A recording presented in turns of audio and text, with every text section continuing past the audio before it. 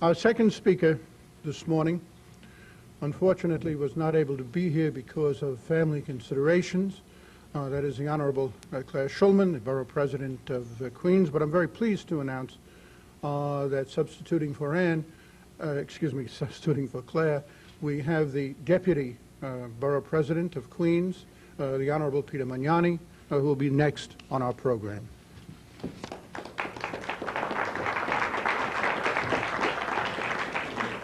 Thank you very much. Borough President Claire Schulman is truly sorry that she is unable to be here today to honor the memory of Henry Paolucci and celebrate his academic and literary contributions. Henry was a professor here at St. John's for more than a quarter of a century, but he also taught at Iona College, Brooklyn College, the City College of New York, and Columbia University. His wide intellectual interests included everything from Greek and Roman history to the politics of the Middle East. He was especially known for his work on the philosophy of Aristotle, Machiavelli, and Hegel. He also made his mark in the political world.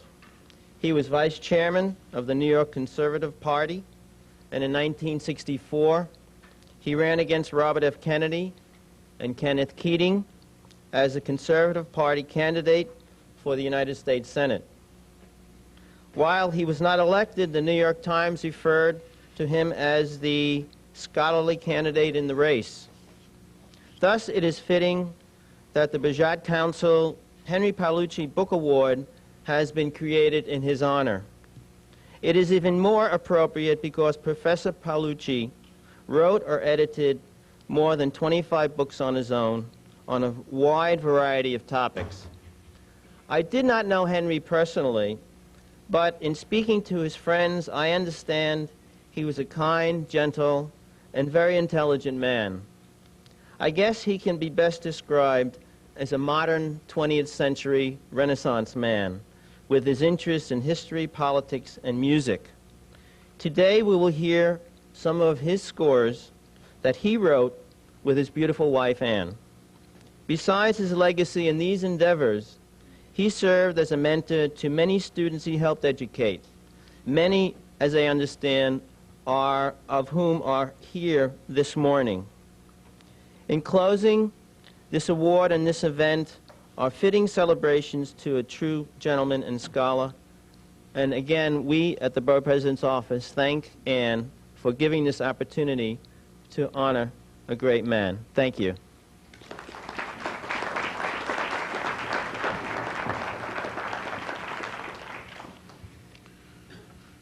As a student of politics, of course, it gives me great pleasure to be on the platform with leaders of both the government and political sector of our borough and state, which is sort of my segue to leading into our next speaker.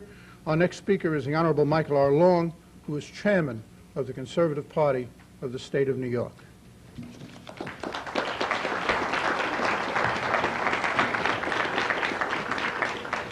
Thank you. Thank you and good morning. And let me thank you for honoring me and allowing me to say a few words on behalf of Henry. One of New York's first public office seekers to refer to himself as a son of immigrants was not Mario Cuomo, but our own Dr. Henry Paolucci. Henry was the intellectual who championed conservative ideas because he understood that ideas had consequences. In liberal academia, Henry's views, and believe me, they were not very popular. But that did not stop him from speaking out. All his life, Henry stood up for what he believed in articles, in books, and on the stump. When the Conservative Party needed a candidate to battle Robert Kennedy and Kenneth Keating, Henry went into combat on his terms. Rather than kiss babies, which clearly was not his style, or pose for photo opportunities, Henry dedicated himself to speaking out on the issues. As the unconventional candidate of an infant party without many resources, one would have expected that Henry would go unnoticed. Well, those who had the impression clearly didn't know, those who had that impression clearly didn't know Henry. In short order, he caught the attention of, yes, the liberal New York Times, and without sugarcoating his conservative principles, he convinced them that he had a point of view, a view that wasn't being advanced by the major party candidates, ideas that he believed he shared with many hard-working, law-abiding, tax-paying citizens. On Election Day, thousands of New Yorkers proved him right. They voted for Henry. Their votes and his campaign helped establish the Conservative Party as a major force in New York and in the nation. Thanks to Henry's dynamic candidacy and his leadership in the Conservative Party, we went on to elect our own United States Senator, Jim Buckley, with over 2 million votes. We also went on to give President Ronald Reagan the margin of victory in New York State in 1980. And finally, in 1994, we elected, in the first time in history in the state of New York, the first Republican conservative governor, George E. Pataki. In the realm of ideas, one idea will always remind those who knew him as Henry's lifelong cause: the concept of nationalism. As an Air Force navigator during the Great War, as a professor, a candidate, and a Conservative Party official, Henry always championed the national aspirations of people and the need for a strong nation states. Henry truly was a national patriot who served his God, his nation, and his friends with great distinction.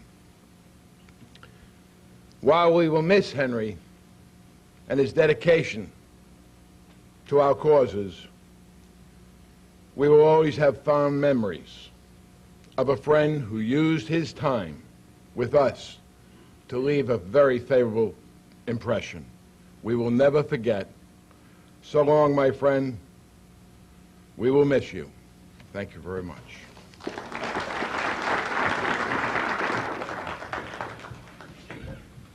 Thank you, Frank. A few weeks after Henry's death, Anne was gracious enough to share with some of us, many of us, various copies of letters that she had received from people. They were less condolence letters than they were more those of warm memory. Two of them particularly struck me, and I'd like to begin by sharing portions of those letters with you. The first is from Frederick Edders, a student of Henry's at Iona in 1964. In it, Mr. Eder notes that, while it is hard to believe that I last sat in his class some 36 years ago, I can recall as if it happened yesterday that Dr. Paolucci inimitably was parodying some rich industrialists, replete with feet up on the desk, cigar in mouth, voicing contempt for the underprivileged. In his classes, Dr. Paolucci conveyed to us the responsibilities incumbent upon members of a polity and shared with us the thoughts and feelings of a young man as he peered through his Norden bomb sight, observing the lights of some European city below. I especially recall his love of St. Augustine and how, in a flash, he could intertwine the experience of Augustine and his own experience to produce a memorable lecture that had the added advantage of strengthening our religious faith.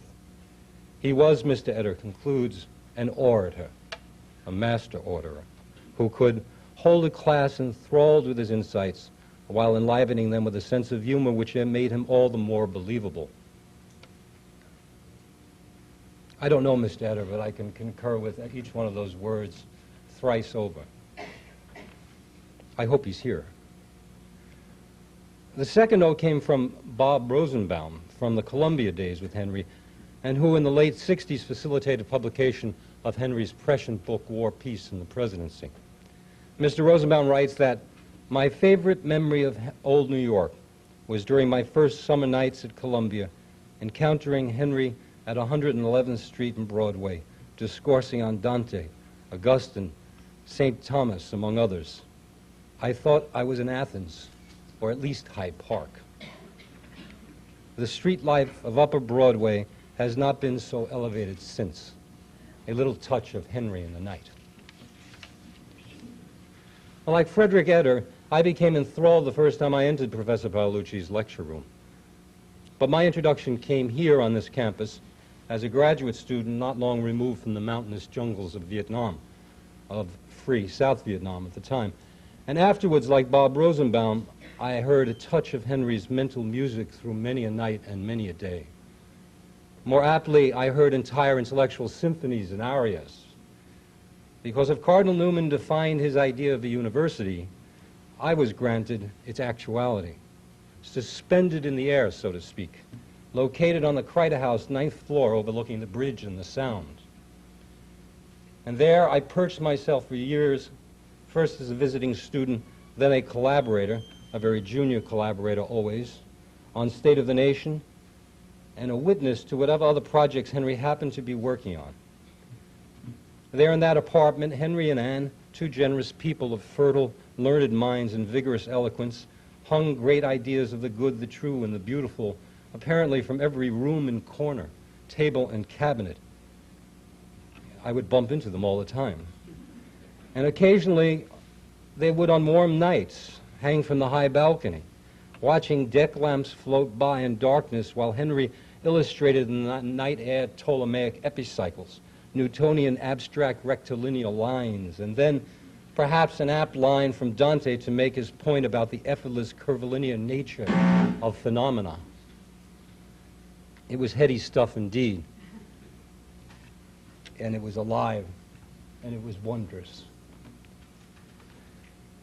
I have difficulty isolating specific anecdotes about Henry because we spent so much time together that he composed much of my intellectual life, not merely my formative one, but my entire intellectual life. It seems to me now quite of a whole, seamless, lovely, and really priceless. Simply, I had that wondrous chance to be with Henry for weeks and months and years, working with him in his study. He would think aloud as he researched, reflected, and wrote, and wrote, and wrote. Henry Paolucci, everything you've seen that Henry put in print would go through dozens of drafts, be torn apart, magnificent, beautiful pieces I would watch him tear apart and throw away, and then go back and take other paragraphs and fit them in, literally dozens of times. He quickly included me by making me express a point here and there, defend a counterpoint, which was unnerving. Those were in the days when I called him professor. He'd field my inquiries, and which then set him off down another path of inquiry himself and reasoning. And I would sit and listen again. Henry Paolucci was indeed a great mentor and a great teacher. Yet what made him so? What made him a great teacher? Others here today will identify various aspects from their own perspectives, from their own experiences. He was, of course, a dramatist, an actor at heart. That and his passion for the truth combined to make him a great lecturer, an entertaining one, in fact. As a scholar, who else was fully capable, who else would actually dare to pull off a harmony of Aristotle and Augustine and St. Thomas and Hegel? And always, Henry did it with the determined vitality of a lion searching for its lair, sensing, despite all doubt, it ultimately had to be there.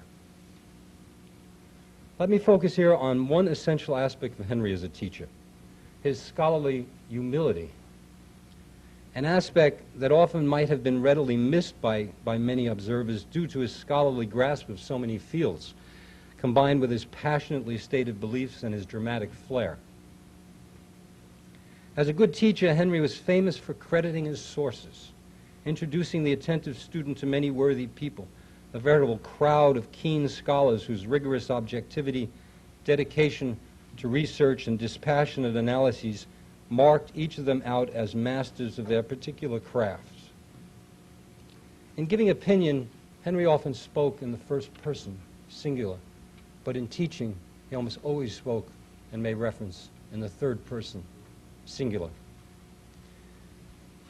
Henry gave us these, they were almost personal introductions to each student to take and to use as they wished. I'm not referring to his obvious great mentors. I'm not referring to Aristotle, to Augustine, much less to his beloved Dino Bigangiari. These were giants, and he dealt with them at all times and always in a way he taught with them and through them.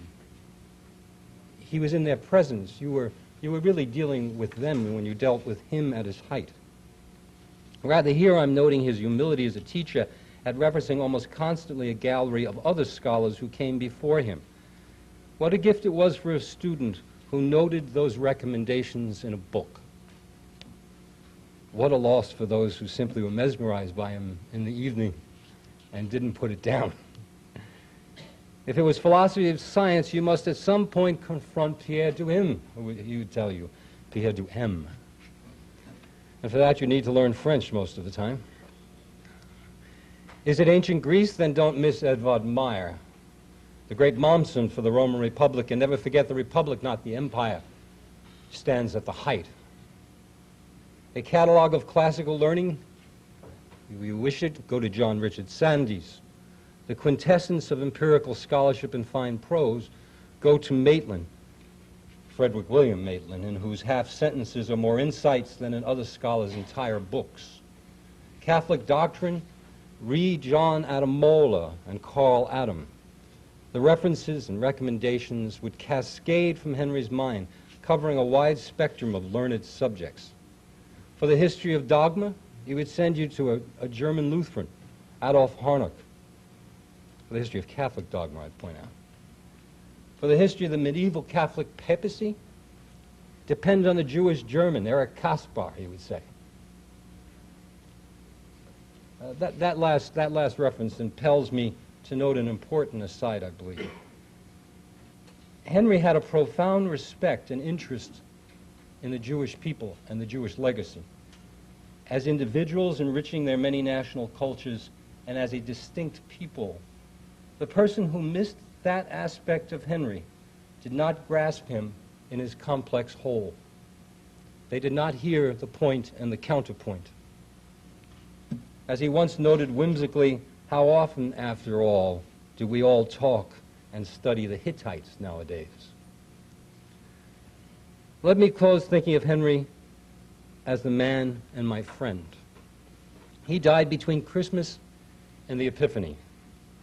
Upon getting word of his death, I thought of the three Gentile men of learning who used their natural talents in a form of divine grace to discover the Word made flesh, adoring him without concern for some vacuous respect of persons or their positions in the world or the opinions of temporal princes.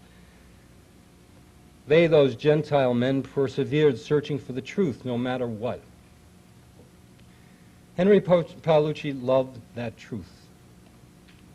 Stripped naked of all vesture that beguiles, false dreams, false hopes, false masks and modes of youth. And he searched with his formidable natural ability, while simultaneously acknowledging the supernatural grace with which he struggled always to comprehend. Henry was a generous friend and teacher, and to me he was an intellectual foster father.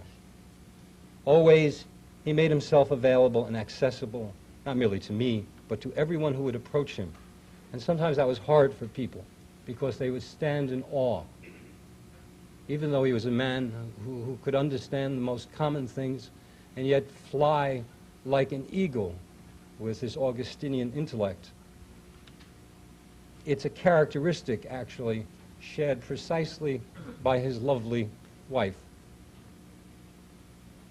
Here on this campus, as elsewhere, Henry instilled in people a thirst for the truth, a filial love of country despite imperfections, despite many imperfections, a mutual respect for other people and other nations and their cultures, a keen sense of duty and honor, personal duty and honor, no matter what the circumstances of life may give you. You stand because that makes you free, Henry would say. And not least the genuine pride he gave us in the cultural patrimony of the Catholic Church, which he came to in a struggle. Yet Henry had quite an interesting race during his life, with the hound of heaven chasing him to ground. During our phone conversations of his last few years, Henry began lecturing less and listening more. I know that would be astonishing to hear, those who knew him well, but he was listening in a different way. He was listening because he wanted to know all the details of my family, of my jobs, my life's little struggles, seen increasingly from an interior perspective. By that I mean a spiritual perspective. Once when I groused about something or other of total inconsequence, he corrected me, not harshly but kindly, saying I had been given a great gift of vocational grace and held no license to complain of anything, large or small, but that I should persevere in prayer sustained by hope. And then he told me he was reading St. Augustine more. And I said, what's new? And he said, but prayerfully this time. In the silent chamber of his soul, like each one of us, we must ultimately hear the word there. I hope that God the Father, always waiting patiently for each one of us to make a choice with absolute personal freedom, I hope he whispered to Henry, finally standing there only as his simple son, and that Henry, by one willful motion, laid his life of immense intellectual searching before him with a quiet interior fiat voluntas tua. As his beloved Augustine might say, not with the worldly princes and sages, not with the PhDs and the presidents and the senators, not with but with a blind beggar and the palsied old woman and all those otherwise forlorn passengers on the raft of divine grace, who through humility are elevated in divine mercy to that Trinitarian conversation of perfect being that surpasses our full understanding. Thank you, Henry Paolucci. Thank you, Henry. You are in my prayer and in my affection always. And thank you, Anne Paolucci. Rarely is a man blessed twice over with a gracious wife and the finest collaborator. Thank you.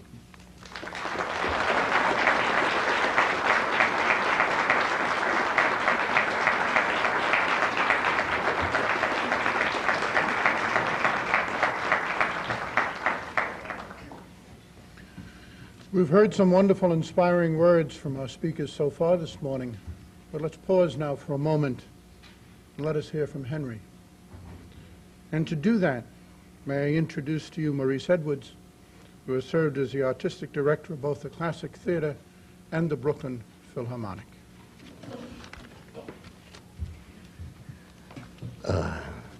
So I think I'm expected to do something different. All of us, however, I have a few words to say in advance. All of us gathered here today to honor Enrico, as I prefer to call him, must have many fond memories of our beloved maestro Paolucci, with his warm, mellow smile and benign Buddha-like presence. Thus, as I still vividly recall, all he had to do once at one of the more tempestuous meetings of the Pirandello Society was to lift his index finger and order was restored. It was this same centeredness that enabled him to tolerate at his political table a range from Il Re Giuliani to Il Buffo Dario Fo, just as in the halls of academe he could range freely from, as we've heard, Aristotle to Dante, from Hegel to Pirandello, with all stops between. For I think Enrico was always open to the full gamut of experience, to what the English philosopher R.K. Patterson calls, and I may quote, the hidden treasuries of unstudied meaning, which are perpetually within our reach, astonishing us by their immediate availability and humbling us by their unassuming reticence. That's it. He had the true humbleness of the genuinely authentic man. Plus, and this is what made him all the more human, an almost impish sense of humor and fun. As witness his poem, which I'm going to recite now, Respici, Atspici, Prospici, and to which he used to recite to the melody of the Nightmare Song from Gilbert and Sullivan's Iolanthe.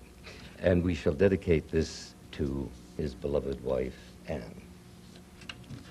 So, here's the song for the last days. Yes, I came to City College to acquire heaps of knowledge and to spare myself the coarser kinds of labor. For the many laws of learning I had in me quite a yearning, and an idle life at college met my favor. But I found on my arrival that the struggle for survival was much keener than I'd anticipated. So instead of all the pleasures that a college student treasures, I had to go on grinding unrelated.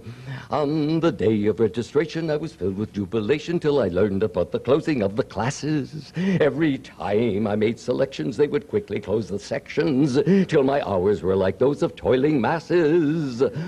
Oh, I learned much self-reliance, taking first a course in science, then across the hall to study mathematics. From a class in foreign language, I'd go down to buy a sandwich, then directly to the gym for acrobatics. After sweating there an hour, I was pushed into a shower, then descended to the subway feeling dizzy. When a worker homeward hurries, he can leave behind his worries, but at home a city student must keep busy. Still, I'm really not complaining, with few college days remaining. I look back upon those days that used to be with a kind of pleasant sadness, with some tears and yet with gladness, for with age 'tis now a mellow memory.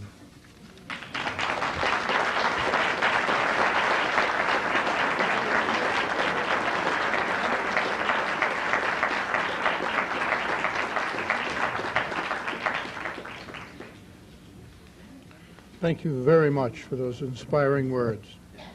And now, let us pause again once again to listen to Henry in a slightly different fashion, from his opening theme, from tuning pieces and variations, from his score from Anne Paolucci's video play, Cipango, which was written in 1986. Let us all return to the audience and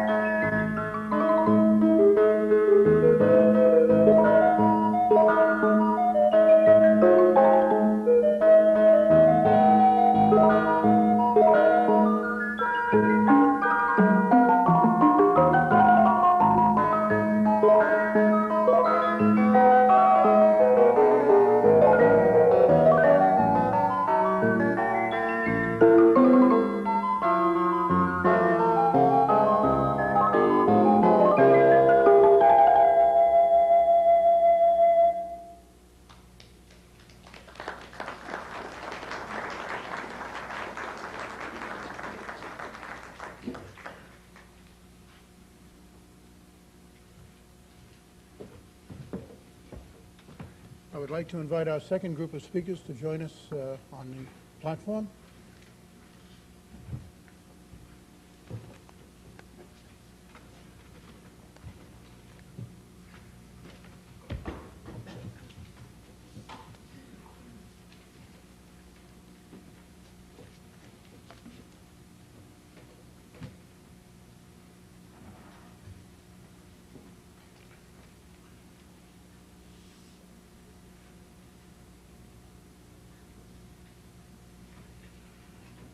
May I introduce firstly, as our next speaker, Dr. Lawrence Franklin of the United States Defense Intelligence Agency.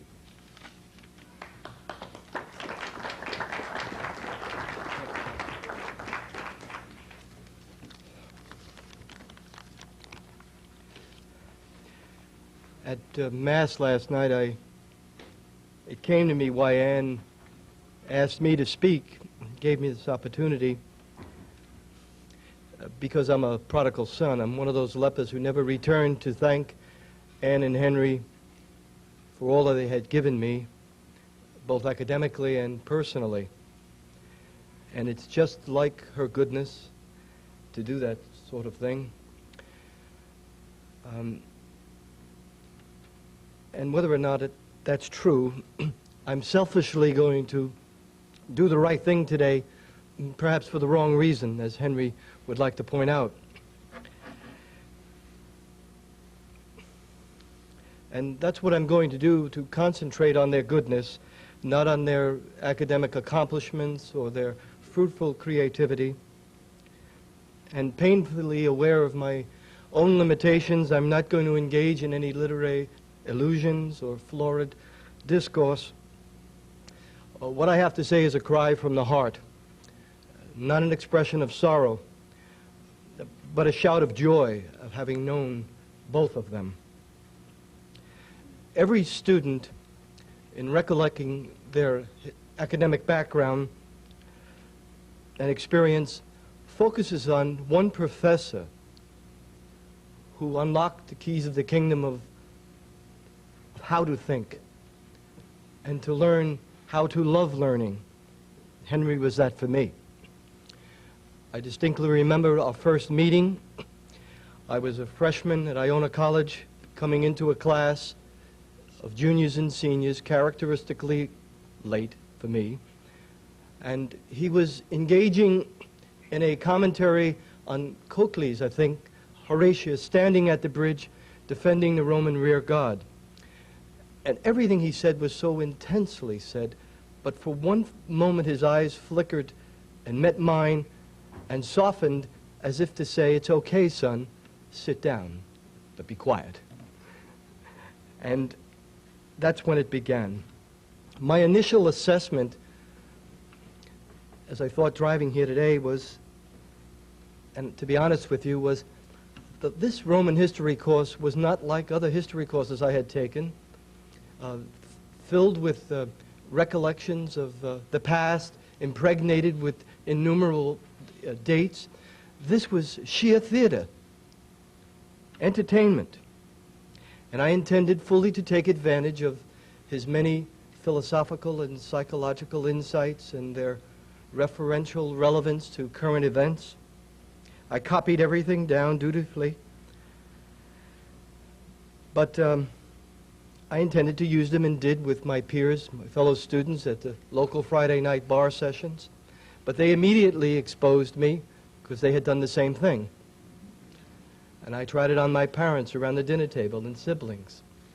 And my sainted mother would not say anything. She was just happy that her barbarian son was at least acquiring the trappings of culture. My father's reaction was different. At the end of my discourses, he would say something always like, "So this is going to get you a good job?" He still says things like that. But I didn't have any recognition of the internal transformation that was occurring.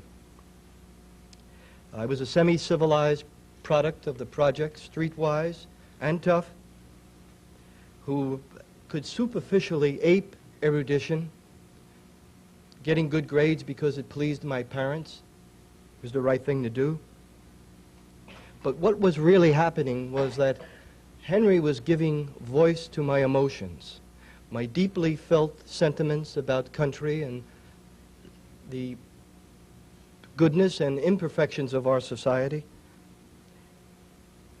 It gave voice to those passions. It was okay to feel the way I did. And I suspect I was one of legion of ethnic Americans who had immigrant parents and grandparents and who developed, who knew they weren't patricians, knew they weren't Republicans, sorry, but nevertheless felt extremely attached to the nation and committed to its improvement. Throughout my professional and personal life, even though I didn't see Henry as often as I should have, we had many communal moments. And the two that came to mind this morning, most graphically, was in Rome 2 years ago, after having shed the panoply of official delegation and embassy meetings, etc. I wandered in the wee hours of the night through Roman ruins and remembered his rendition of Mark Antonio's speech in the Roman form, and then when I crossed the Tiber, I remember his comments on the Gracchi brothers and how he compared them to the Kennedy brothers of the United States. But it was last year in Israel when I had climbed the Masada with my Israeli soldier companions and defense officials, and we stood on the top of Masada overlooking the desert below, witnessing the bar mitzvah of a young Israeli boy, that we talked about Bagehot and Polybius and Josephus, and we talked about Masada and the United States and Israel and what they meant, how unique they were in the march of history, and how always a free man has a choice, and how Israel was both Athens and Sparta, and that this was what every nation should aspire to be a government by discussion. This was all Henry, not me. And in my personal life, one of the more difficult moments, speaking to a widow who lost her husband in Korea and my very close friend in Vietnam, I did We Few, We Happy Few from Henry V. It was the right thing at the right moment for her. It wasn't Sir Laurence Olivier or even Kenneth Branagh, but it was Henry. And my girlfriend, who later became my wife and beloved life's companion, we talked of Dante's Inferno, all the various loves of Boccaccio and Dante's Inferno and the love in Tannhäuser. It impressed her. But this wasn't me, this was Henry. But the greatest salute that I can give both Anne and Henry is that it has jumped generations. I have attempted studiously to impart what I have learned from you and Henry to our children. I have a daughter at Harvard who's graduating this year. She's a columnist for Crimson. In high school, she devoured every review of national literature. I have a kickboxing Greek scholar's son at the University of Chicago. When he had his course on Vietnam, the literary history of Vietnam, I sent him War, Peace, and the Presidency, which he devoured, consumed it. To his math tutor, who happened to be a Shia Muslim cleric, who he needed to get along with better, I gave him Iran, Israel, and the United States. I've used it myself in many briefings. And then there's Anna, who has read your counsel and the old letters of counsel, national literature, and your commentaries and your play. And the other sons to follow will do the same. In closing, the only thing I want to say is that when it comes time for me to close my eyes and my life passes before me, one of the things that I will thank the Creator for was having known you and Henry and having had your friendship. Thank you.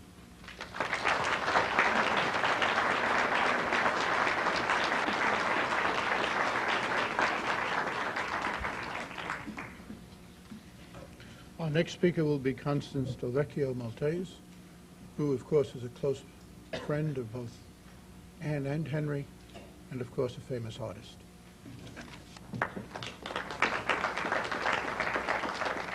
Some of you may have noticed that I got up at the wrong time.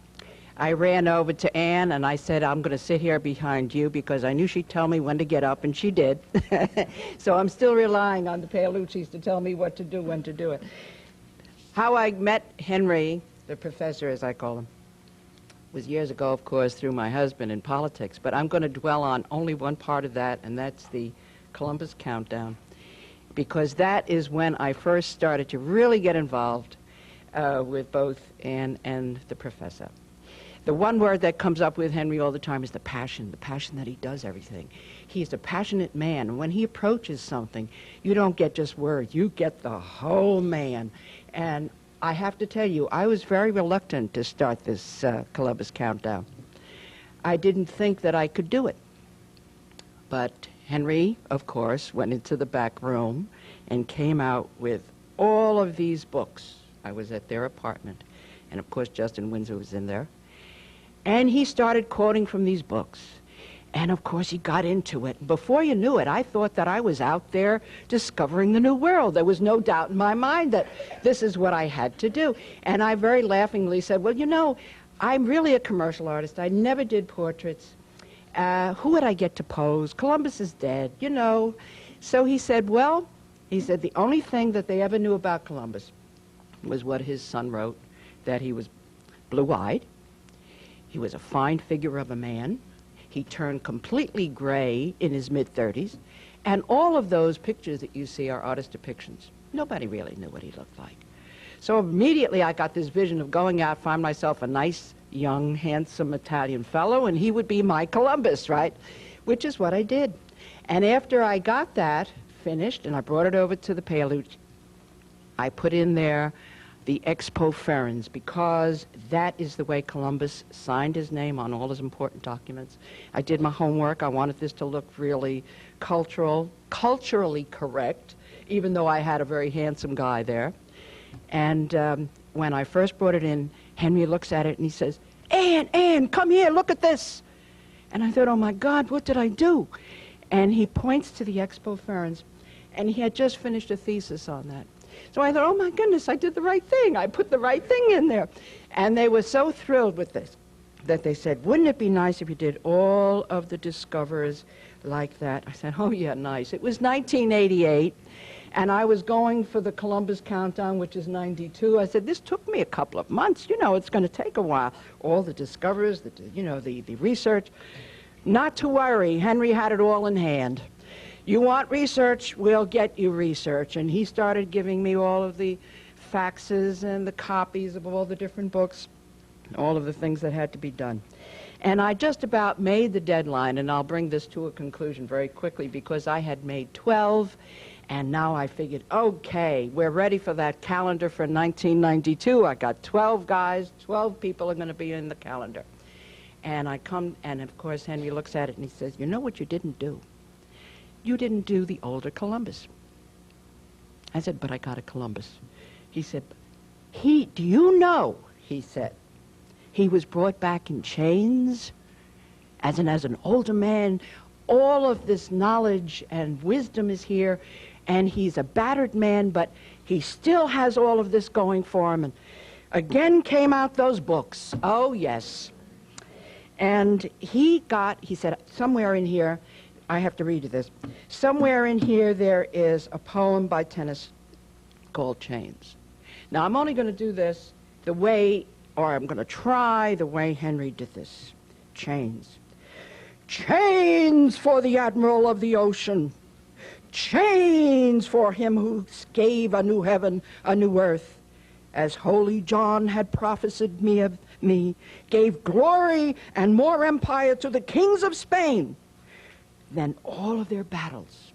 Chains for him who pushed his prows into the setting sun and made west-east and sailed the dragon's mouth and came upon the mountain of the world and saw the rivers roll from paradise.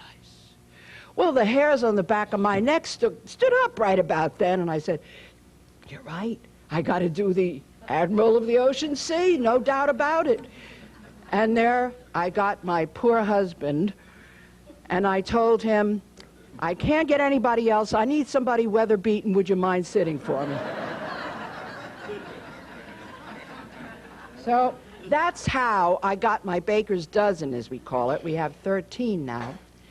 But I have to tell you, if it were not for Henry and, of course, Anne, even in the portrait that I did of Anne, Henry is included, they are probably the most inspiring couple I have ever met.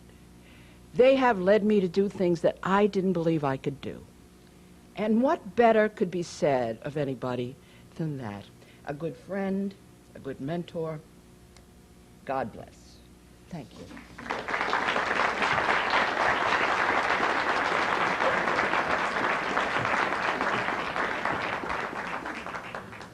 Thank you. And now may we present Dr. Nishan Paolucci, Professor Emeritus at John Jay College.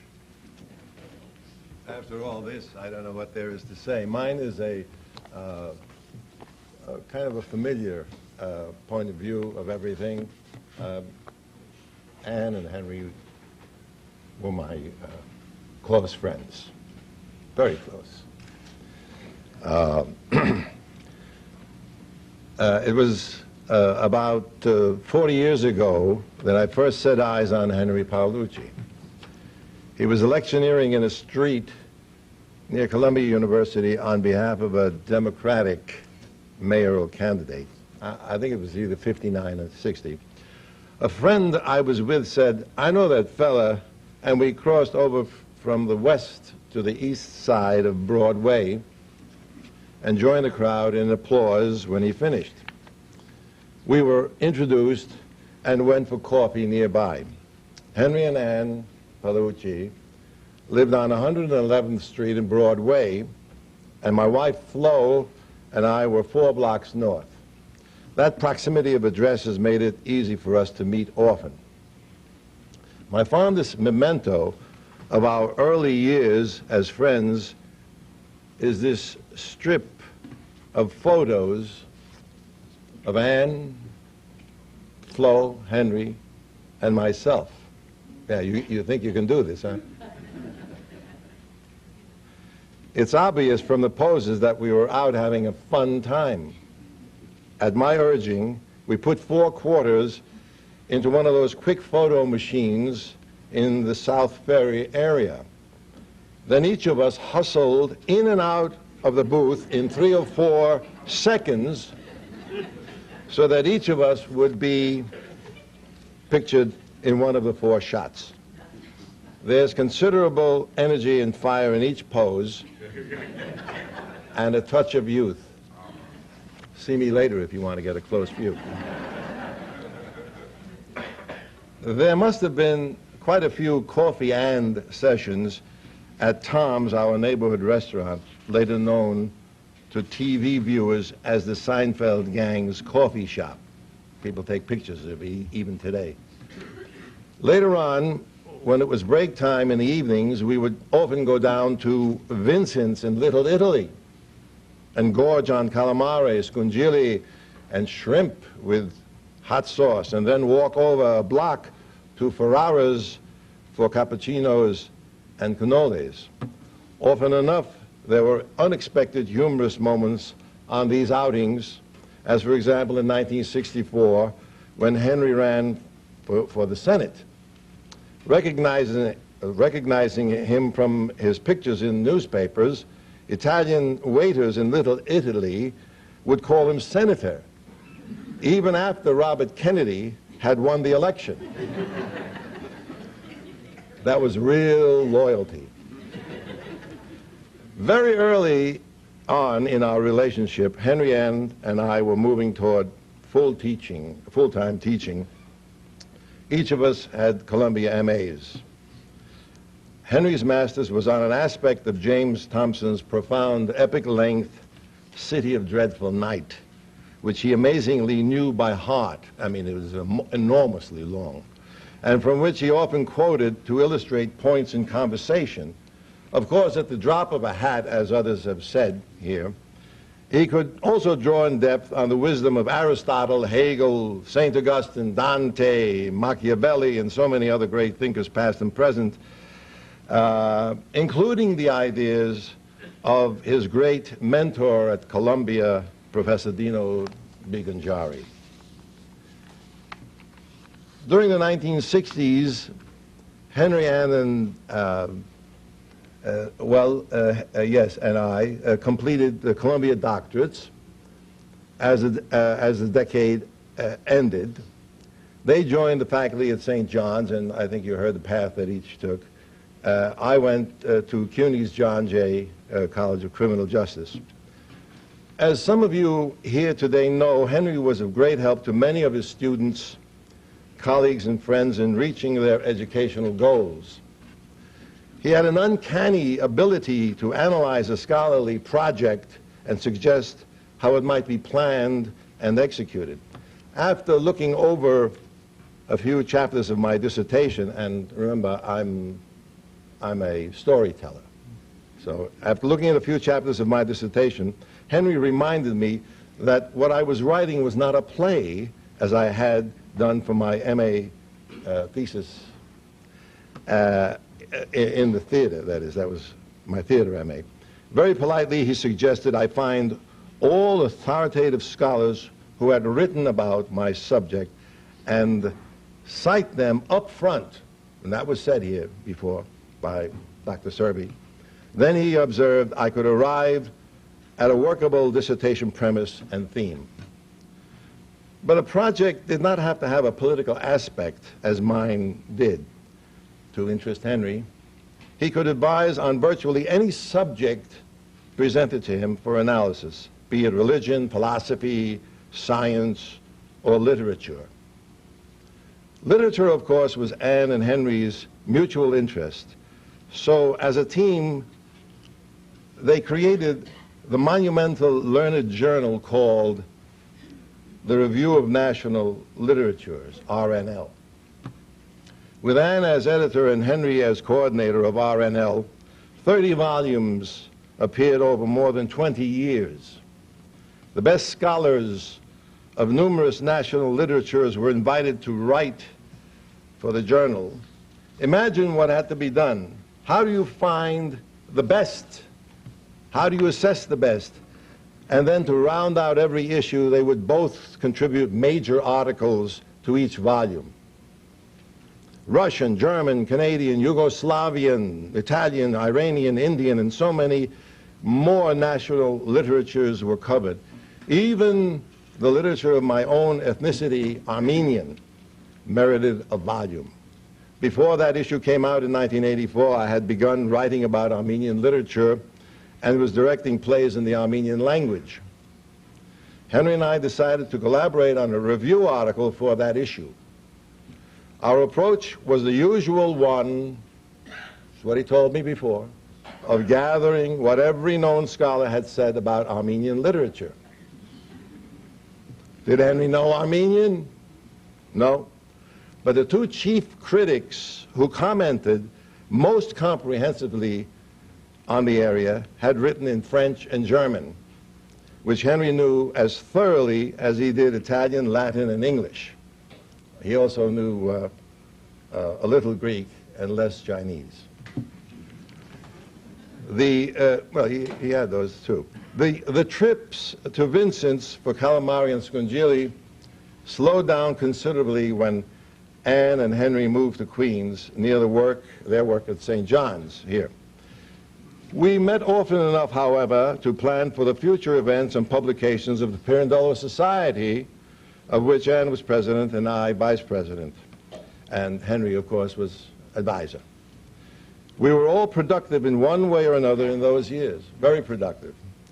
Henry was always busy functioning as vice chairman of the Conservative Party, writing political articles for the op-ed page of the Times and National Review, and several books on the politics of the day, including the highly acclaimed War, Peace, and the Presidency. He edited a newsletter called The State of the Nation to bring a sane conservative voice to the general public. Not content at being an incomparable scholar and political analyst, Henry often exercised his considerable artistic proclivities. He was a decent self-taught pianist and a composer of many songs, some of which you heard. He had written huge elements of a novel on an aspect of the Roman Empire, which he might have completed in retirement. He had even been favorably noticed as an actor at the Saratoga Springs Musical Theater, where his musical version of Pirandello's Leola was produced. Knowing how the artistic mind works, he was capable of inspiring creativity in others. Both Anne and I benefited by his comments on her poetry and my playwriting. Over coffee one night, I told him about my special affinity for the mystery that surrounded Greta Garbo. Well, Big Niche, he used to call me Big Niche. Well, Big Niche, he said, you're not the only one. He went on to tell me about his highly talented older brother, Louis, who had written poems in praise of the then aging actress and sent them to her, and would you believe it? She had sent him an acknowledgement of them. Wonder of wonders, a response from a woman who had virtually become a recluse. Hearing all this, I was electrified, and within a week I wrote what I claim to be the only play about the actress, namely, What Does Greta Garbo Mean to You?, which was subsequently produced and published. Henry was very pleased with the play that he had inspired. Of an immensely generous nature, Henry always found something to laud in those in his life. He was lavish in his praise of his brothers and sisters and their families and his mother and father, and of course, Anne. He had no toleration for malice. If I spoke pejoratively about someone who had made it, he would quickly chasten me in the words of his brother Louis. You're not famous for nothing. Malice eats you up, Henry would say. Rid yourself of it. I could go on and on with my memories of a great man. But let me close by saying what a wonderful spiritual advisor Henry was. I must confess that I am shaken in my faith when the known order of the world is questioned. I get upset every time science reveals a new theory about the origin and end of our universe. I ask myself, what did scholarship, art, education, theater, family, politics, religion, and genocide mean ultimately if this phenomenal world accidentally big banged into being and is destined simply to be sucked away into an incorporeal black hole of energy? I'd ask, Henry, what can I do to quiet this hectic heart of mine? Well, Big Niche, he said the last time I asked him before he died, pray. Begin with the Lord's Prayer. Note that this time he did not ask me to look up what great scholars had said on the subject. He simply said, pray. So I asked, and wouldn't you? So I asked, do you pray? And he again, simply, he answered, yes. And of course, I should have known it was true. Some 20 years ago,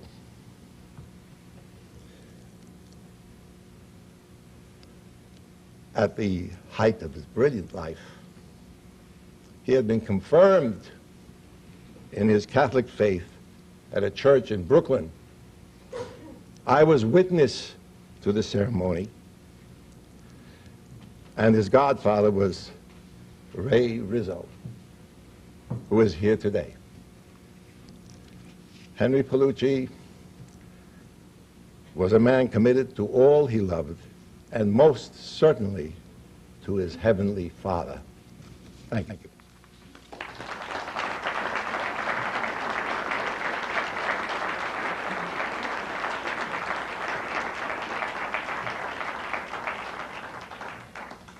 And now I'm pleased to introduce Dr. Matthew Paolucci, a professor of law at the New England School of Law.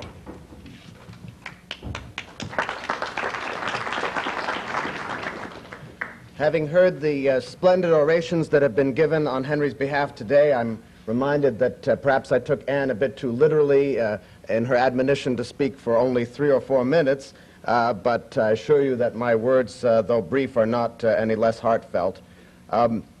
It has been said of the great English legal historian Frederick William Maitland that he knew more about everything than anyone else knows about anything.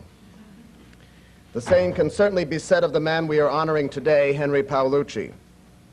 Surely one of the most brilliant men of his or any generation, Henry was equally at home in philosophy, history, both ancient and modern, literature, theology, mathematics, law, science, politics, international relations, drama, music. As you have heard, the list goes on and on. Indeed, he knew more about each of these subjects than all the other teachers I have ever had put together. None of my professors ever came as close to the essence of the subject in hours and hours of lecture as Henry did in a few minutes. A prolific author, Henry inspired generations of students with his mesmerizing eloquence. He had the uncanny ability to walk into an unfamiliar room, immediately put his hands on a book, and with a quick turn of the page, find a passage he wanted to quote, and then recite it practically verbatim with little more than a glance at the page. Whether he was thundering with verses from Dante's Divine Comedy and James Thompson's City of Dreadful Night, or commenting on the latest turns of American presidential politics, whether he was illuminating the most difficult writings of Aristotle, St. Augustine, Machiavelli, Hegel, or writing or rewriting or rewriting articles for the State of the Nation newsletter or for panels for the Walter Bagehot Research Council, Henry did it all with consummate grace and with a sense of humor and an engaging enthusiasm which few, if any, could even begin to match. As one professional critic put it, we were all absolutely enraptured. I will personally never forget the many telephone conversations I had with Henry.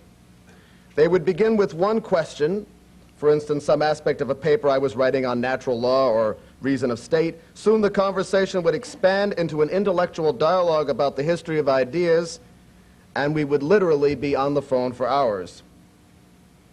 In the end, Henry made any intellectual subject exciting and fascinating. We have all been immeasurably enriched and ennobled by having known Henry Paolucci.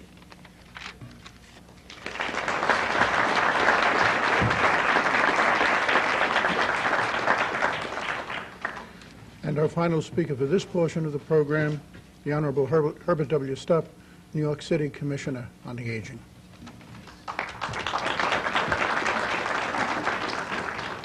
Thanks, Frank. Look at this. Big niche, I'm Big Herb. He's bigger. A little bit, yeah. And I also thought, since I'm positioned somewhere between the two Maltesers, I should defend the honor of the senator by pointing out that he was also the model for the handsome young Columbus. I had the privilege of being a student of Henry Paolucci's at the undergraduate and graduate levels here at St. John's University.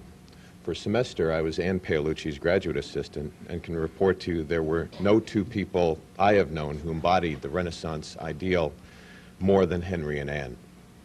A disagreement over groceries could invoke the ideas of the great philosophers, authors, scientists, but their love was always so evident as well.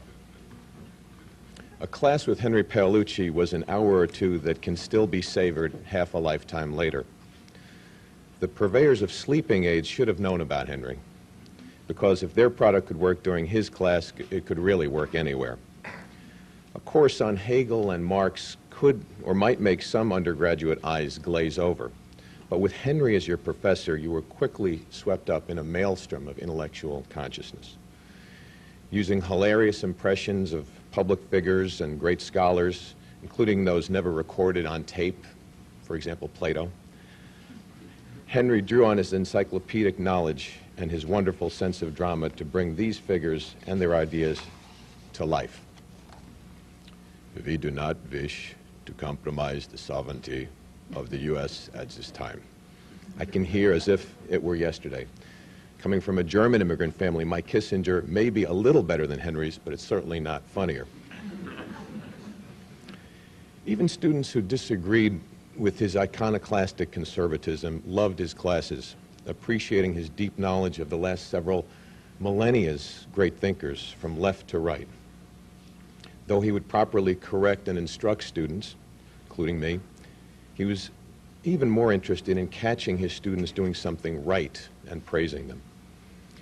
There was a moment about 20 years ago in a discussion with some other St. John's alumni, someone posed the question, who's the most brilliant person you've ever met?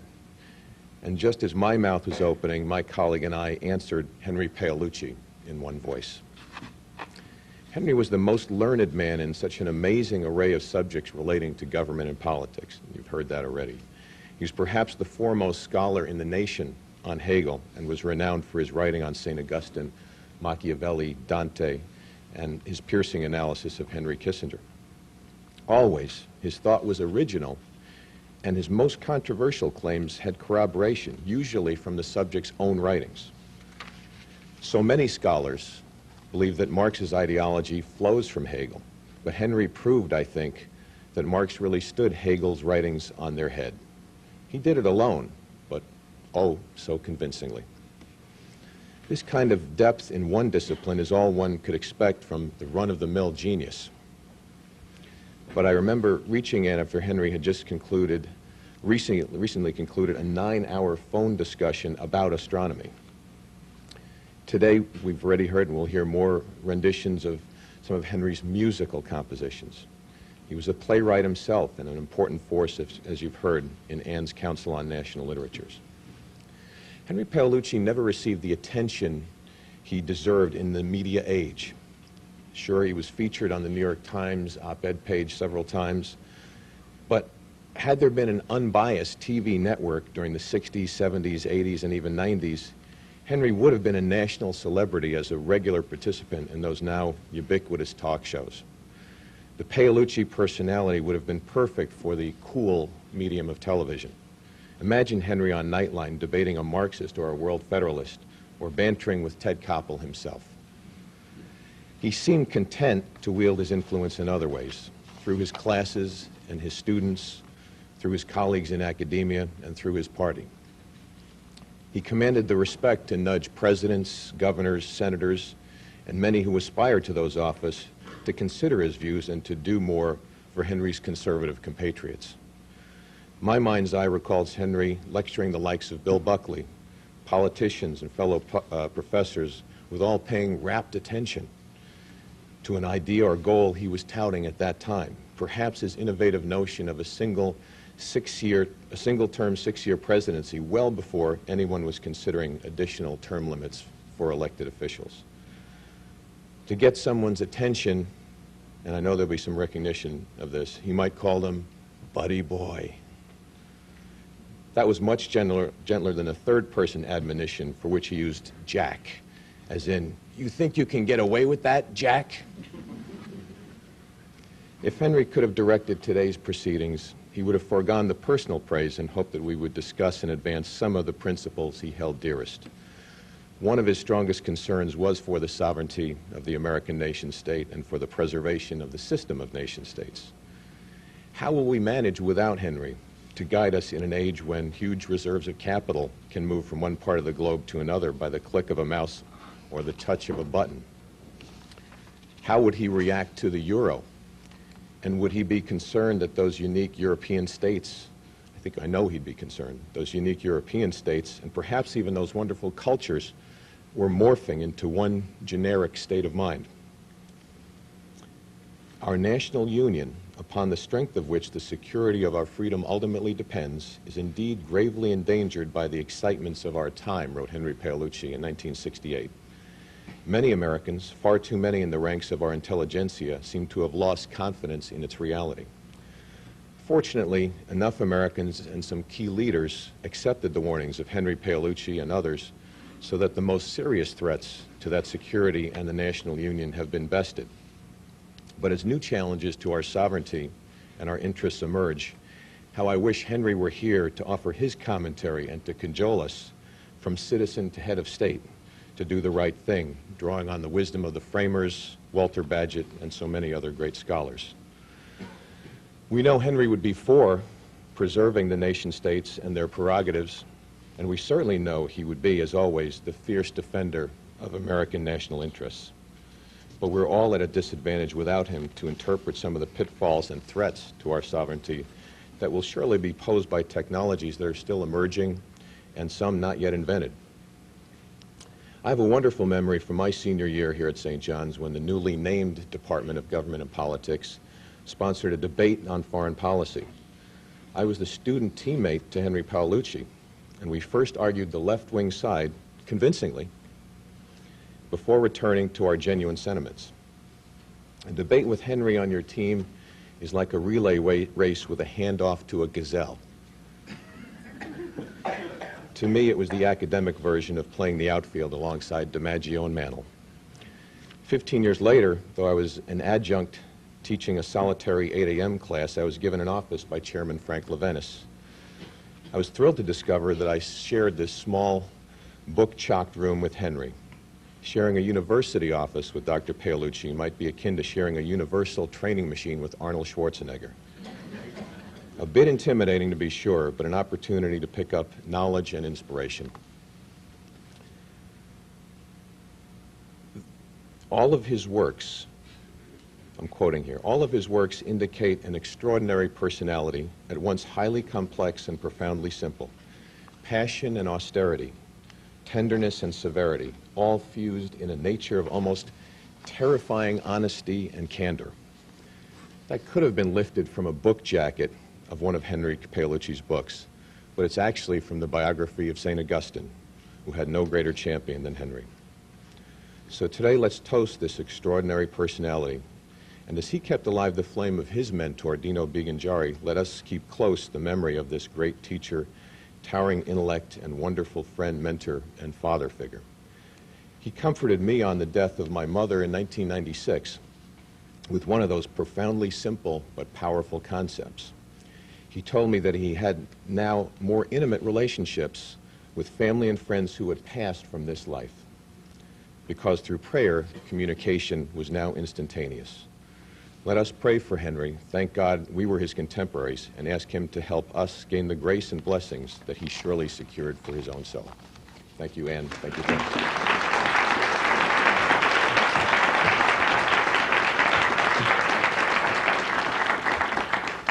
Thank you, Herb, and thank you also for taking that class, which was probably not only 8 a.m., but was also 3 days a week.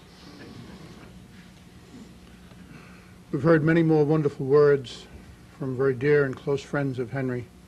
Let's pause and consider them now as we listen to selections from Henry's score to Pirandello's Leola.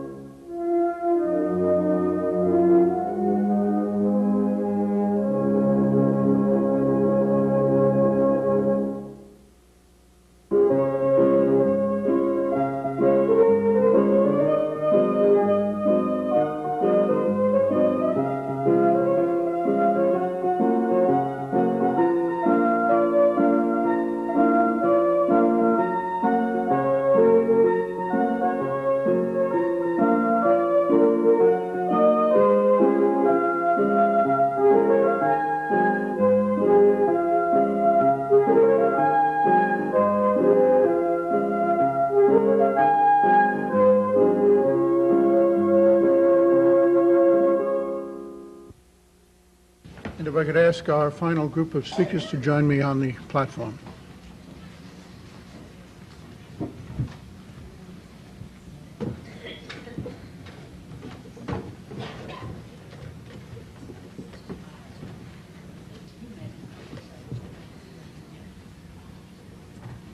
Our first speaker will be the Honorable Seraphim R. Maltese, New York State Senator, and I guess now better known as Admiral of the Ocean.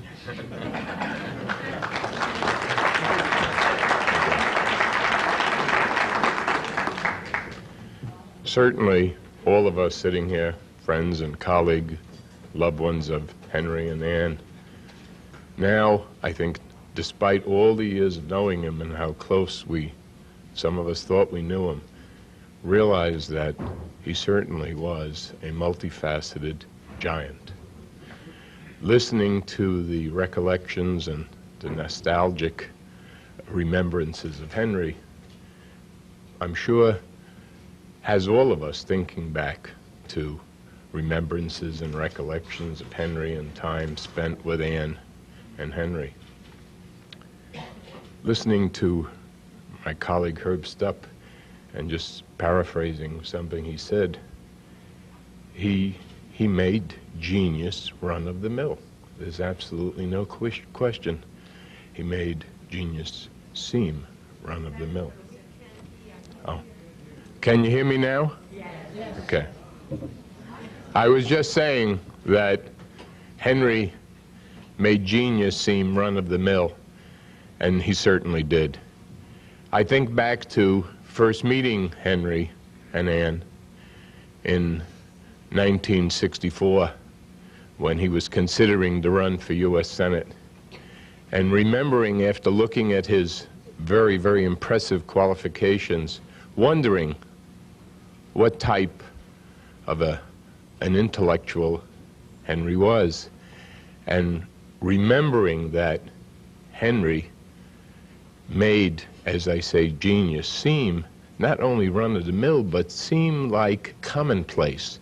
He made us all, at all levels of the Conservative Party, of the political spectrum, feel like intellectual giants ourselves, because he was not a patrician, not somebody, in all the years I knew him, that ever looked down on anybody.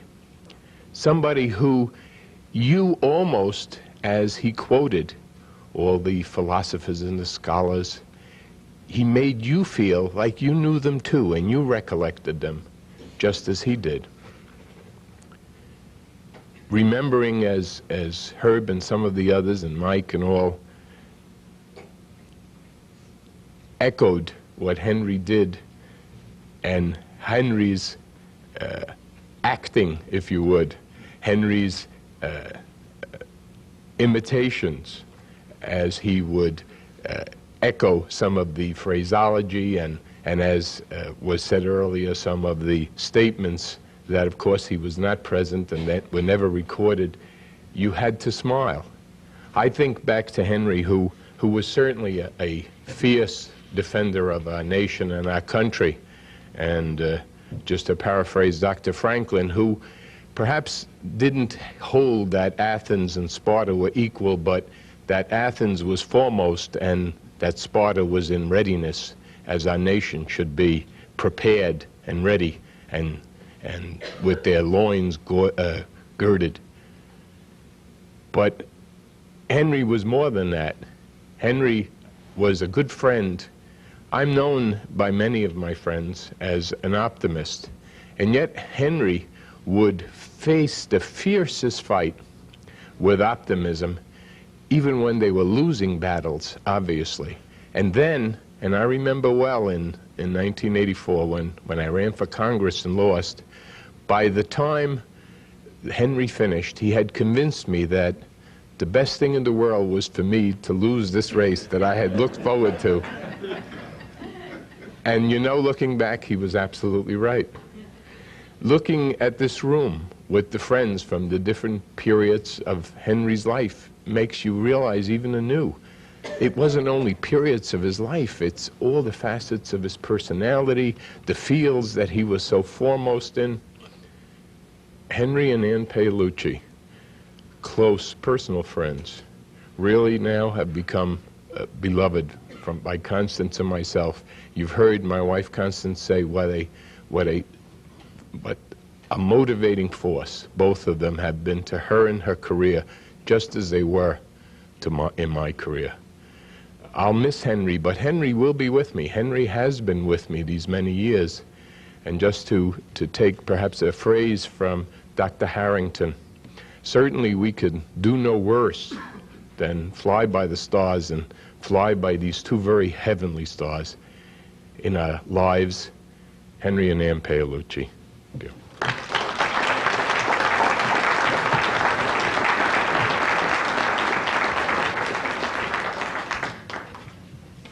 Thank you, Senator. And now, Dr. Frank Grandi, Chairman of the History Department at the City College of the City University of New York.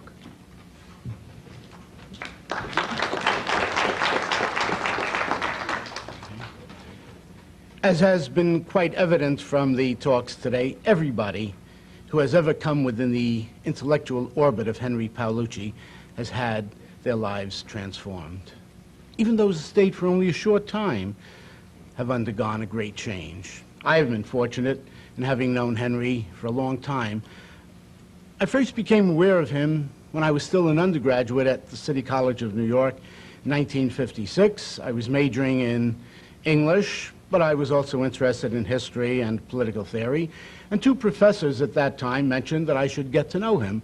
He was teaching in the evening session. Unfortunately, I didn't have an opportunity then, because after taking classes in the morning and the early afternoon, I then went to work. That was downtown, and then I lived in Brooklyn, so I was heading further away from the college.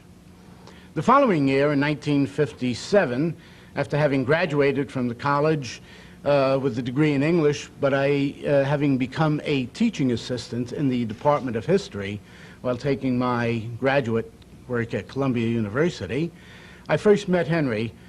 Actually, I was just coming out of the mimeograph room, having reproduced an examination. I was on my way to give it to this class, and this instructor was coming in to mimeograph his own exam, the sort of thing I generally did for others. I recognized immediately from the descriptions that this must be Henry, so I introduced myself. We exchanged pleasantries, but that was about it for the moment. The year after that, 1958, I was going to Brooklyn College. At that time, I had already graduated to becoming an adjunct instructor at City College and was earning the magnificent sum, at least I thought it was magnificent at the time, of $4.75 an hour for each hour I spent in the classroom. But I heard from a friend of mine who was leaving Brooklyn that her spot would be available, and there they were paying $6.25 an hour. Plus an extra hour a week for each class so you could hold an office hour and get paid for it. Immediately I called up the supervisor of the evening session of Brooklyn, went down for an interview, and I guess to get things going, he asked if I knew anybody who was teaching there. Now, in fact, I did know somebody who had taught at City College and was teaching there full time. But for some reason, I really don't remember why, after all of this passage of time, I mentioned that I had once met Henry Paolucci. And Dr. Harry Bernstein's eyes lit up, and he said, "That's the greatest teacher I have ever seen." And then he launched into a 20-minute panegyric telling me how great Henry was as an intellect and as a teacher. His only regret was that they didn't have a full-time position available to offer Henry. And suddenly a bell rang. He looked at his watch and said, "Oh my God, my class has just begun. I'm going to be late." He started bolting toward the door, turned around and said, "You know, Henry, you're hired." And that's how I began at Brooklyn College for a while. Somehow, I don't think that would pass today's various procedures, affirmative action and so forth, but I got the job. And after teaching my own classes in the late afternoon, I would stick around and sit in on Henry's two classes in the evening. I mean, after all of this, I figured I should certainly get to know Henry. He taught a core-level course, and he had an elective in ancient history. And then we would ride part of the way home together, all the while walking to the subway and riding the train for about half an hour together. We would debate all of these issues and so forth. I was a very stubborn fellow even then, and it was a delight to talk to Henry. thereafter, whenever I was doing something, I would call upon Henry for help. I'd call him up about 10 o'clock in the evening because I was writing a paper and I was stuck. He said, well, when is the paper due? I said, tomorrow morning. And he said, well, in that case, obviously, you can't come over here, so why don't we do it right now over the phone? Read it to me. And I was staggered how, I could be reading a paper to him, and then he'd suddenly stop at a certain point and say, excuse me, back up 3 sentences. You said this at a certain point. Now you're making another claim which doesn't follow logically from that, or which contradicts this other point. And I was always staggered how he could pay such attention to these details without ever losing sight of the whole. It was a most extraordinary process, and I certainly hope that nowadays when I offer a critique to my own students on their exams and their papers, that I can do for them in some tiny measure the sorts of things that Henry had done for me over many years. Later on, I went to Oxford University, where I actually, after having had degrees in English and in history, I took a doctoral degree there in theoretical physics. And I could breach that gap from the humanities to the physical sciences, not only because I had had a spectacularly good grounding at City College as an undergraduate, but because I had come under the influence of this magnificent polymath, Henry Paolucci. And even on the most technical parts of my dissertation, he was able to offer me profound critiques. I mean, even when I put in a mathematical formula in a footnote, he noted that I must have made a mistake in this, and he gave me the physical reasons why this could not hold true, and I went back, sure enough, and corrected it before I ever gave it to my supervisor. In fact, I dare say he offered me far more help than my own supervisor did in correcting things and noticing things and so forth. Some years later, an internationally renowned scholar looked at my dissertation and made some comments on it. Now, over the years, the one thing that always seemed to annoy Henry is that he felt my writing was what he called too light, too breezy, so as though you were writing some popular novel. He said you should try to give more weight to your sentences. And then some years later, Henry said, all these years I've criticized you because your writing was too light. And so he said, it still has that same easy flow. He said, but now I realize that you do pack in a great deal of thought to each sentence. Well, of course I did that, not out of my own being, but because Henry had taught me so much over the years that although outwardly my writing might have appeared to be the same, inwardly it had become transformed. And when this internationally renowned scholar made a comment on my work, I thought the best thing that he had said, it was a man who had written on medieval science, who certainly knew the classics, and who realized how much of Plato, Aristotle, even St. Augustine, Hegel, were packed into this thesis on Ernst Mach and Albert Einstein and dealing with the relationship between the empirical and physical elements in science. He said, he wears his learning lightly. I was very flattered by that comment, but I realized that he could make it not because of my own talents, but because I had learned so much from Henry Paolucci, and I had learned to pack my sentences with real meaning. And as I said before, I hope that today, when I criticize my own students' papers, that I can offer them in some small measure, because this is what we as teachers can do. We can pass on from one generation to the next. I remember in my last day, in Henry's last days, at the hospital, one day when I was sitting there alone, I read to Henry, well actually I recited it because having been through it so many times with Henry, I had come to memorize it myself, a passage from William Wordsworth's Ode on the Intimations of Immortality.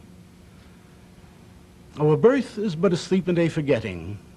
The soul that rises with us, our life star, hath had elsewhere its setting and cometh from afar.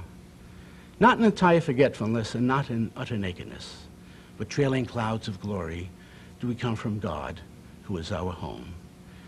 And I could say that if there was one line to sum up Henry's life and work would be a line from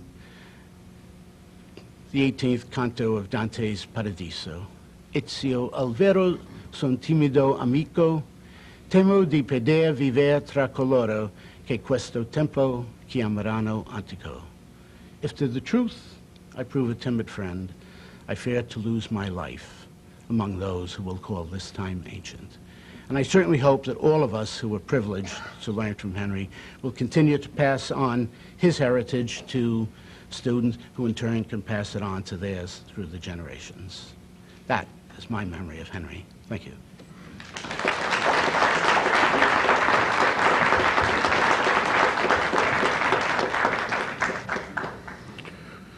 And now, Edmund Bator of the United States Foreign Service.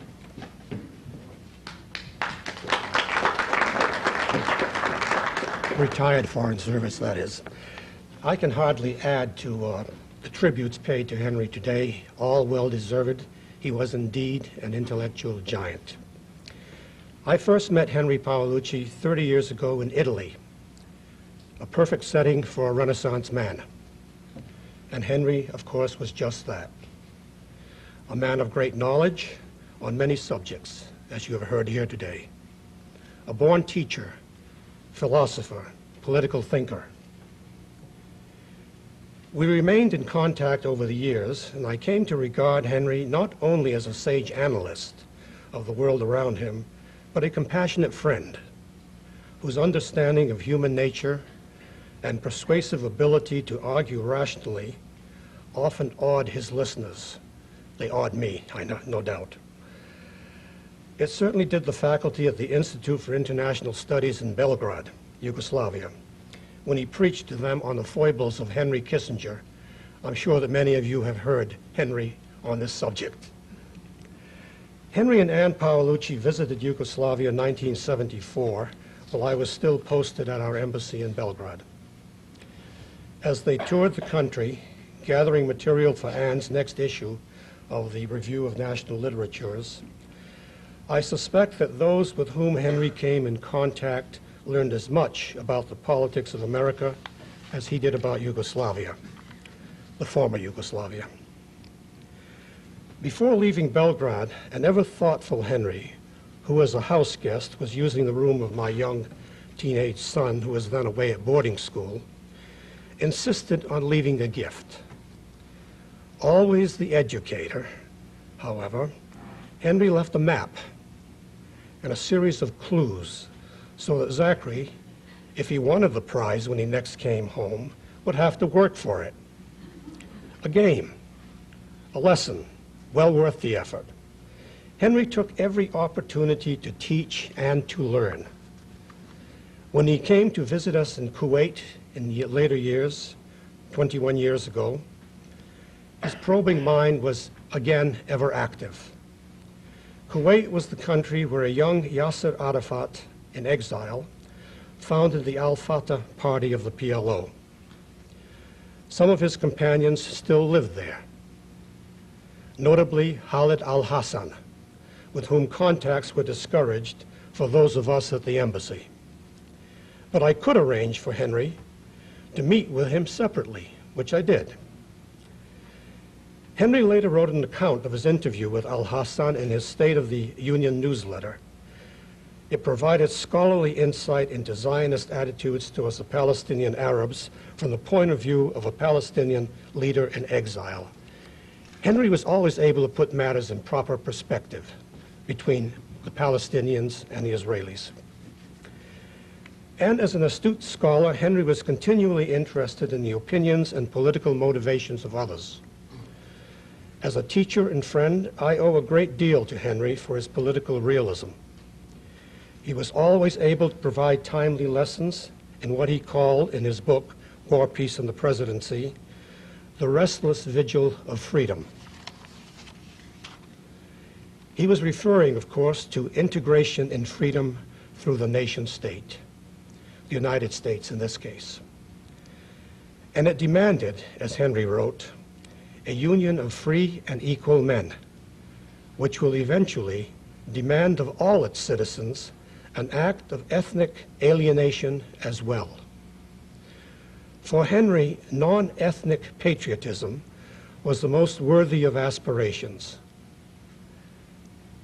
for a nation as diverse as America. For Henry, as for Abraham Lincoln before him, a union of Americans on this basis would always demand a restless vigil in freedom. I regret only that the Yugoslav people did not have this wisdom to share before their country broke up. And I, for one, shall miss his wisdom on such matters. Henry was indeed a man for all seasons. May he rest in peace. Thank you.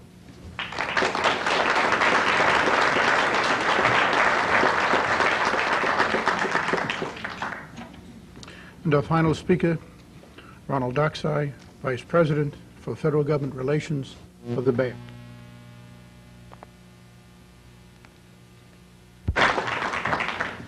Thank you, Frank. We all came to Henry from very different paths. And I remember back in 1964, I was 13 years old, and Ted Dabrowski of Bayside recruited a number of us into a Youth for Paolucci. And I and the other members of the Youth for Paolucci, all three of us, put Henry Paolucci for U.S. Senator signs up and down Woodhaven Boulevard. And I tell the story out to my son, now that we live in Virginia, and how young a number of us had started. And it was very beginning of the campaign, I remember. And on Northern Boulevard, there was a storefront. And I and some other 13-year-olds, for the first time, would hear Henry Paolucci, our candidate for the United States Senate. And we heard him, and he was mesmerizing. It was the first time that I had seen a live political candidate up close. And after hearing a number of references to St. Crispin's Day and talking about the campaign, Dr. Paolucci, our candidate, Henry Paolucci, for United States Senator, ended with this, and I've got to quote exactly. He said, "You ask if we will win and if we will be victorious. Well, we are certainly not going to win, but with your continuing support and your continuing hard work, we could very well scare the hell out of them." So I say that this was the age before spin. And it wasn't exactly the pep talk that I was looking for, but making one quick tangential reference. A little over a year ago, I attended the funeral of the late Senator Barry Goldwater in Arizona. 2/3 of the United States Senate and 3/4 of the U.S. House of Representatives, Democrats and Republicans both, went to Arizona to say goodbye to their friend. And at the end of that service, a very moving ceremony, I was struck by a number of things said by this distinguished United States Senator Daniel Patrick Moynihan. And I think Senator Moynihan spoke for everyone, both sides of the aisle, when he said, and this is not as a eulogist, this was between sessions, Senator Moynihan said, speaking of Barry Goldwater, "I will truly miss him. Senator Goldwater was real. Barry Goldwater was a shot of whiskey in a wine spritzer world."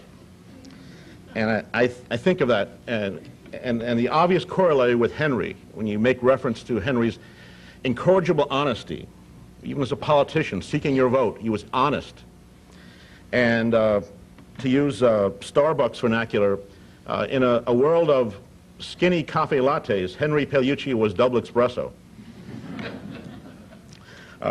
With all of the wonderful things said about him here this morning, it's very clear that Henry Paolucci, and I think he would be very proud to have this said, was and is an American original.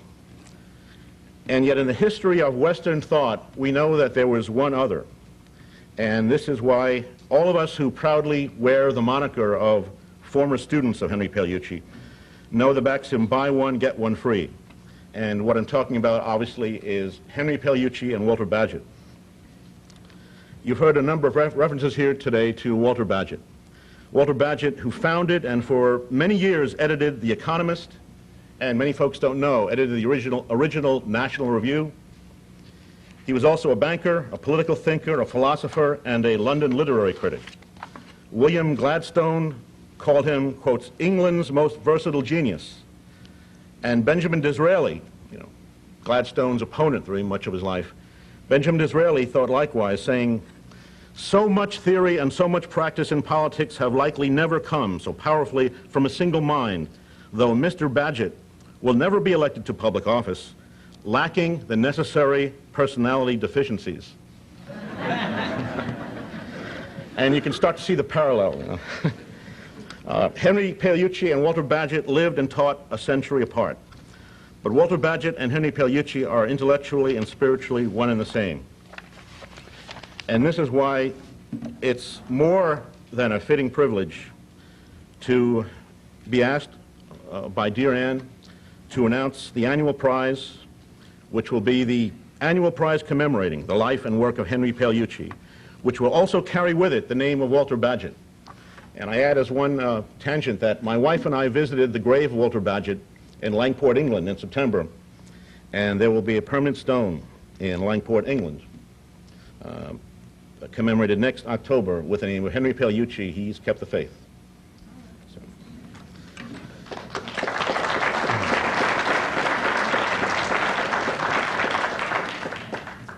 Henry Paolucci and Walter Bagehot, their two names symbolically capture all that is right and good and true about the study of politics and history and nationhood. The first Bagehot Council Henry Paolucci Book Award will be presented in the fall of the year 2000 or the spring of 2001. The award will be a cash prize to the author of a book published in the previous year and selected by a panel of judges chosen by the Bagehot Research Council as the best study in American domestic or foreign policy, constitutional law, jurisprudence, or American history. The Walter Bagehot Research Council on National Sovereignty, sponsoring the award, all of us know, was founded by Henry. It was founded by Henry over 3 decades ago. During the 20 years of those 3 decades, I hope all of us appreciate that Henry edited every single edition of State of the Nation.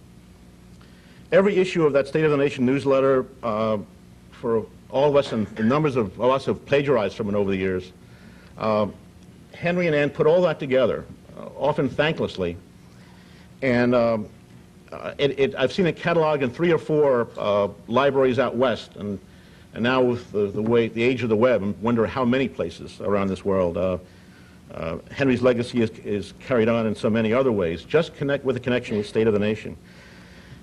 Also with his many books, his early classic War, Peace, and the Presidency, which published in 1969, and his many books and his public policy monographs. As Bob Serby had said, everything Henry wrote became important. Everything Henry wrote, you could take up and you could hold against the light, and you can compare it to the commentaries by someone else on the very same subject, and it was a bold color compared to a pale pastel of anyone else discoursing on the subject, like double espresso. It was just said so poignantly. And for all those who have made reference to Henry and his scholarship, it's also a salute to Henry and the poignancy of his word, written and oral. Commissioner Stupp made reference to our classes having Henry in national security. And I don't know if Dr. Paolucci ever knew that all of us who had taken a seminar and a number of references to Henry Kissinger, what we would do is leave messages for each other. And we started getting real jobs and leaving our phone numbers and saying Henry Kissinger called. And we would do our imitation of Dr. Kissinger. And would say that Dr. Paolucci's Kissinger was not, Herb's is better than mine. Dr. Paolucci's Kissinger may not have been the best for a number of us who are partly from German ancestry, but Henry could do a General Patton that was more worthy than anything George C. Scott had ever done. His Richard Nixon, his John F. Kennedy, his Alger Hiss were more than their real namesakes. And Robert De Niro on his best day can never do is better than his buddy boy from Brooklyn. He just had to be there. And I do want to say one final word, and this is a very personal word. My wife and I talked about today, and she knows over the years my reference to Henry and Anne as my aunt and uncle, and my wife has said, you know, they're more than that.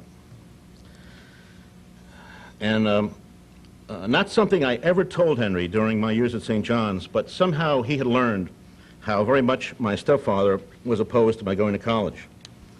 My stepdad was a good man. He was a tradesman, tried and true.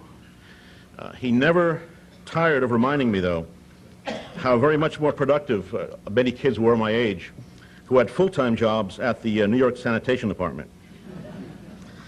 And so my stepdad and I argued. I paid my own way. I went, and during the June 1971, I graduated from St. John's. And what I didn't know until much later was something that was very recently confirmed, and that is that Henry had spent, on his own, Henry and I had never talked about this, Henry had on his own spent a lot of time quietly talking with my stepdad.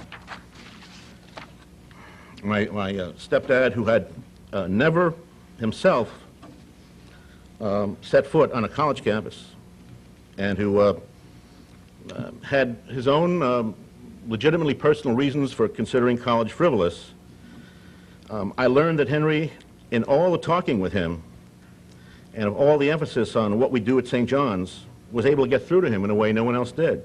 And Henry said to him at some point, quoted to me later, "You can be proud of your son's work at St. John's. Your son is as good as any garbage man."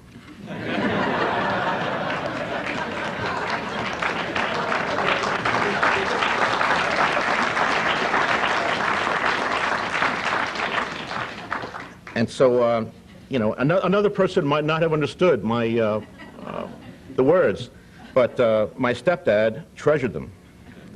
And my stepdad surprised us all when he attended. And, you know, graduation day from college, it's just one of the proudest days in your life, and my dad was there because of Henry Paolucci. So it's absolutely accurate to say that Henry was a patriot, and all this is true. He grew up from enviably humble beginnings. He was a distinguished academician, a formidable politician, prodigious author, courageous intellect. And these are all true, but they're not enough, because in all of this, as you heard from students today, from friends, from colleagues, Henry Paolucci was faithful. He was faithful to his students, he was faithful to his country, he was faithful to his wife. And that's why we'll always remember him, and that's why we'll always love him.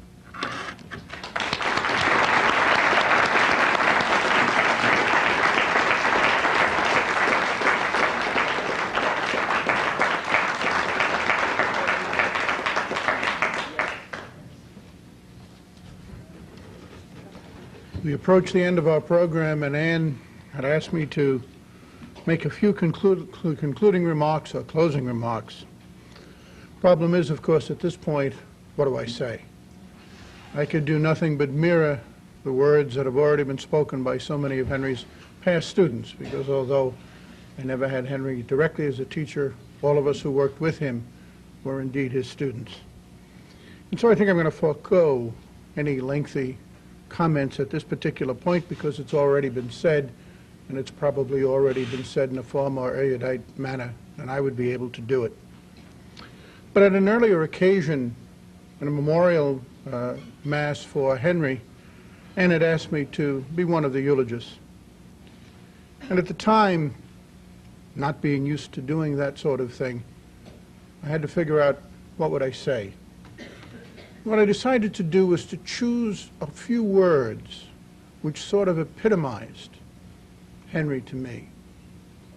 I happened to choose four. One was scholarship, the second poetry, the third Anne, because you could never separate the two, and the fourth Socrates. I told the people in attendance then why I chose those words. I won't bother to go through that today.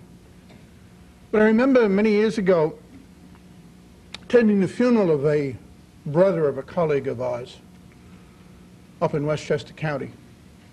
And at that service, the rabbi had said that you never really die in this world as long as you're remembered by the people you knew, the people you influenced. Clearly, that means that right here, now, Henry lives with us. And rather than me closing with more verbiage, could I ask you, each quietly in your own hearts, to pick the words that you would use to describe Henry, just 3 or 4. Remember them. Hold them closely to your heart. Let Henry continue to live here with us, with his family, with his university, with his many, many dear friends and political compatriots. And so in closing, may I also thank you all for being here on behalf of Ann, the family, his friends, the university, and leave with a final thought in which I'm going to borrow the thought, but not the direct words, from Hamlet. As we say, farewell, dear Prince. May the angels continue with you in your new life. Thank you very much.